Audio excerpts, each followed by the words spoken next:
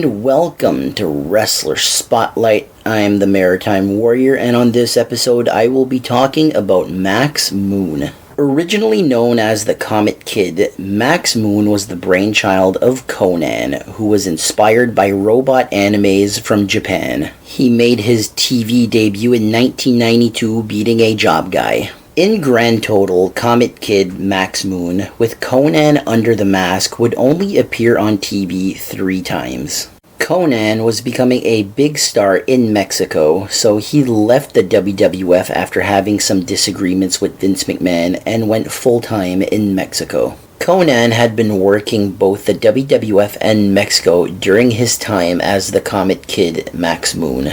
The Max Moon gimmick was given to Paul Diamond. Paul Diamond had been working under a mask as Kato as part of the Orient Express before becoming Max Moon. Paul Diamond and his Orient Express tag team partner Tanaka had been the AWA World Tag Team Champions in the late 80s under the team name of Bad Company, and they were managed by Diamond Dallas Page. Paul Diamond became Max Moon in October of 1992.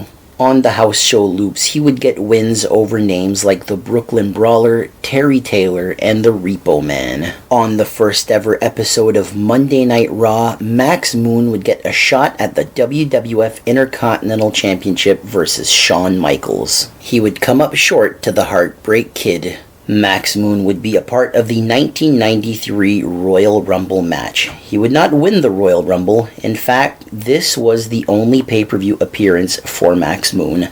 In January and February, Max Moon would lose matches versus Skinner, Rick Martel, and the Repo Man before the character was dropped completely. Conan would go on to superstardom in Mexico, and Paul Diamond would continue to wrestle until 2013 when he retired. The Max Moon gimmick is a weird footnote in wrestling history. Could it have worked and been successful with Conan? We will never know. And that's the story of the Comet Kid, Max Moon. Thank you very much for listening, and I will see you next week.